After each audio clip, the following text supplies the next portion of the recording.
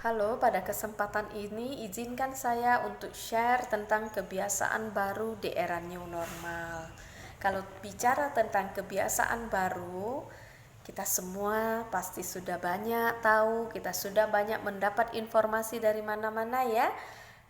Yang menjadi permasalahan, apakah kita benar-benar sudah menerapkan itu dan mempraktekkan itu dalam kehidupan kita sehari-hari?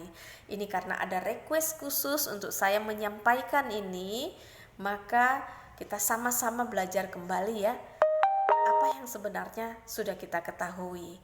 Bicara tentang kebiasaan baru, tentu ada namanya kebiasaan lama. Kebiasaan lama misalnya, kalau dahulu kita mau keluar rumah, kita ya pergi aja gitu. Kemana kita mau pergi ya suka-suka hati ya. Kita mau dengan siapa itu juga tidak ada masalah. Tetapi sekarang sebelum kita keluar rumah, kita harus merencanakan, kita harus banyak persiapan. Yang pertama, sebelum kita keluar rumah, yang harus kita jadikan kebiasaan adalah pakai masker. Setiap kali kita keluar rumah, usahakan, dan bukan hanya usahakan, wajib memakai masker ya. Kita memakai masker. Masker boleh masker bedah seperti yang saya pegang ini, ataupun masker dari kain boleh. Kalau masker kain, kita pilih masker kain. Yang terbaik adalah masker yang nyaman kita pakai dan memiliki filter. Kalau kita tidak punya masker kain yang memiliki filter, boleh yang bisa diisi dengan tisu. Nah, kalau ada masker bedah, boleh dengan masker bedah. Pemakaiannya yang paling baik, paling betul atulah harus menutupi hidung dan mulut dengan sempurna ya.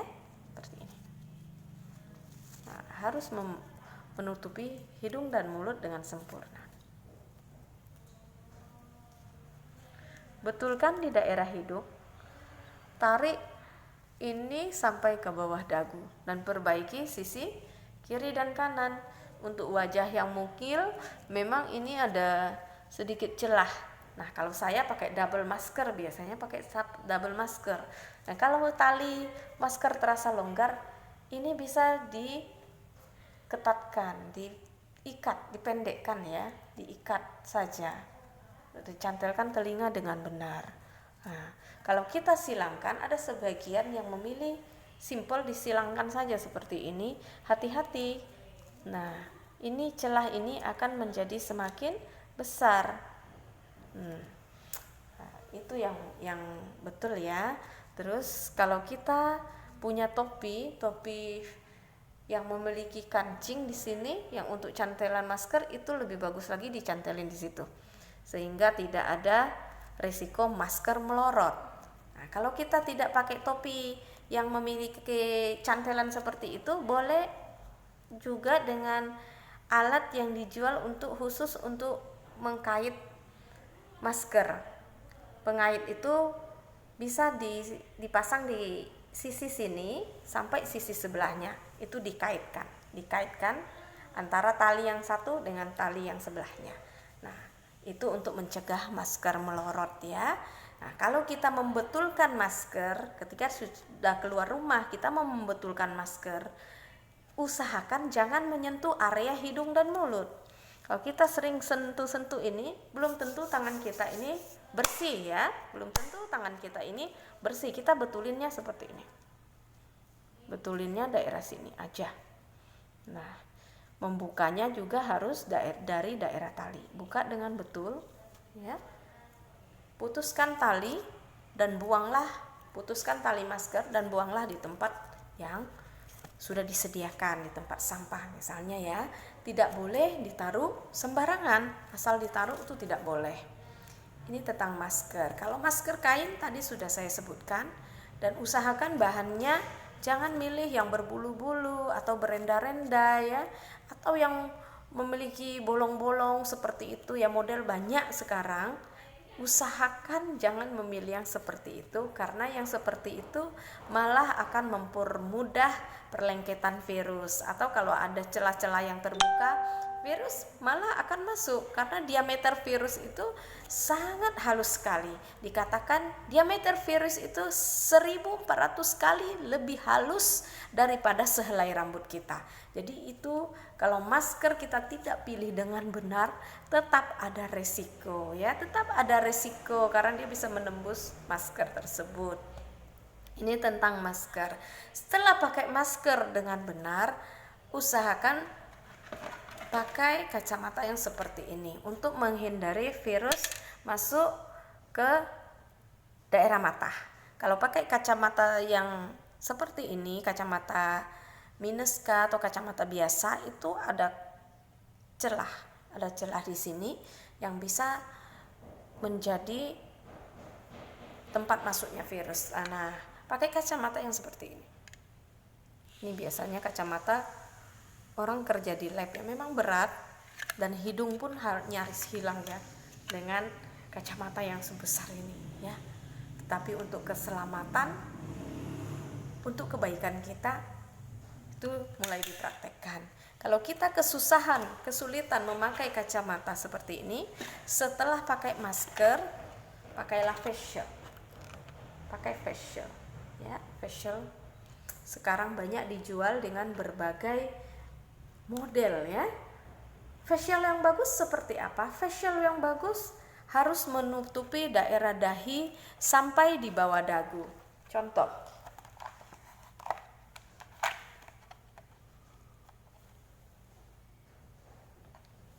Ya. Ini contoh facial yang saya pakai.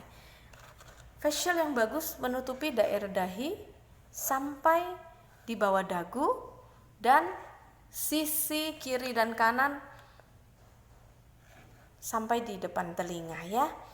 Kalau kita pakai facial yang hanya sekedar menutupi mata saja sampai ke dagu dan hanya di depan muka ya, itu begitu minimalis, itu kita akan membuat celah-celah yang semakin lebar di atas, di bawah ya. Ketika kita berbicara juga tidak ada perlindungan ke orang lain. Kalau masker ya facial yang lebih panjang, dia akan tertahan di sini, di bawahnya ini. Tapi kalau facial kita pendek, tidak ada perlindungan ya, tidak ada perlindungan lebih kepada orang lain. Dan kalau hanya sebatas mata, itu yang di atas masuk itu masih ada kesempatan yang lebih besar virus untuk masuk dari samping kiri atau samping kanan. Lain halnya kalau ini tertutup sampai ke daerah sini. Ya. Jadi facial dipakai setelah kita memakai masker. Bukan berarti ketika kita sudah pakai facial tidak perlu pakai masker. Masker tetap harus digunakan. Harus dipakai dengan baik dan benar. Karena masker itu menutupi kita dari berbagai sisi ya. Nah, sedangkan facial ini perlindungan tambahan untuk area muka. Untuk area muka ya, untuk area muka terutama untuk mata, hidung dan mulut. Nah, ya. Itu facial dan masker ya. Setelah itu apakah sudah cukup? Belum. Kita harus sesering mungkin untuk mencuci tangan dengan air mengalir dengan menggunakan sabun. Yang terbaik adalah ikut 6 langkah cuci tangan yang sudah direkomendasikan. Itu bisa dilihat di YouTube atau di Google ada ya, 6 langkah cuci tangan yang benar. Nah, kita cucinya juga bukan asal cuci ya, tetapi ada waktunya minimal 20 detik gitu. Nah, usahakan semua sudah cuci. Kita juga kalau pulang dari tempat umum yang kita juga harus bersihkan adalah bagian lengan ya, karena kita diajarin bukan untuk membuka pintu dengan siku segala macam. Jadi ini harus dicuci. Daerah yang tidak tertutup ini harus kita cuci dengan air sabun. Sebelum cuci tangan selalu perhatikan kuku. Dipotong pendek. Kuku harus dipotong pendek supaya tidak ada yang tertinggal di celah-celah kuku itu, dan kita mencuci tangan bisa bersih dengan sempurna. Nah, apakah sudah cukup? Belum. Setelah kita pakai masker, pakai face shield, rajin cuci tangan, kita harus menjaga jarak. Jarak yang terbaik adalah lebih dari 1 meter.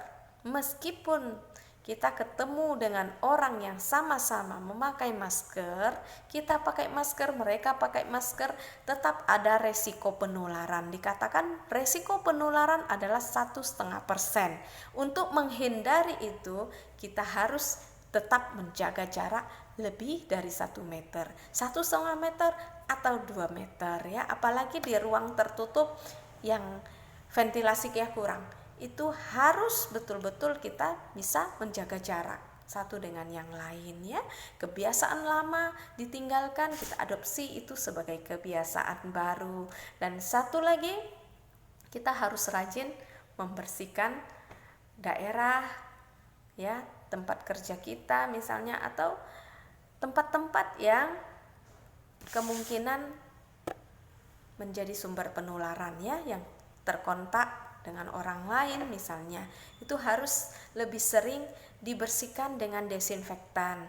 Kalau kita terbatas dengan bahan desinfektan atau tempat-tempat tertentu yang memang tidak bisa disemprot desinfektan, kita pakai UVC, pakai sinar UVC ya. Itu sangat direkomendasikan untuk sekarang ini, karena itu bisa mematikan kuman ataupun virus. Nah, itu sangat baik ya. Setelah itu, yang harus kita perhatikan, jangan lupa, adalah kita harus meningkatkan sistem kekebalan tubuh kita. Sistem kekebalan tubuh kita dengan bagaimana caranya? Tidur yang cukup, istirahat yang cukup, minimal 6-8 jam sehari. Makan makanan dengan gizi seimbang, perbanyak buah dan sayur, perbanyak minum air putih ya. Hindari makanan siap saji, makanan fast food itu hindari ya. Dan kalau ada suplemen vitamin C, vitamin E, konsumsi dengan rutin. Usahakan juga kita harus berolahraga dan tubuh kita harus terpapar dengan sinar matahari. Kiranya itu saja yang bisa saya sampaikan. Semoga semua yang kita bahas hari ini, kesempatan ini, bisa kita terapkan dalam kehidupan sehari-hari. Kita adopsi menjadi satu kebiasaan baru, sehingga penyebaran COVID-19 di daerah kita, di negeri kita segera berakhir, dan kita bisa beraktivitas kembali seperti semula ya. Selamat siang.